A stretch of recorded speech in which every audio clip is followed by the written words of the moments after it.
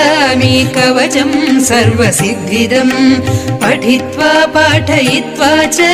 नरो मुच्येत सङ्कटात् शृणु देवी प्रवक्ष्यामि कवचं सर्वसिद्धिदम् पठित्वा पाठयित्वा च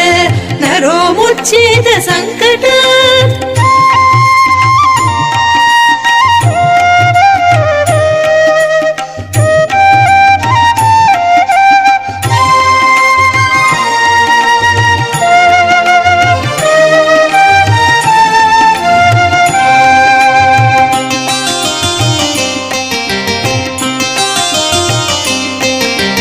अज्ञात्वा कवचं देवी दुर्गा मन्त्रं च यो जपेत् नाप्नोति फलं तस्य परं च नरकं व्रजेत् अज्ञात्वा कवचं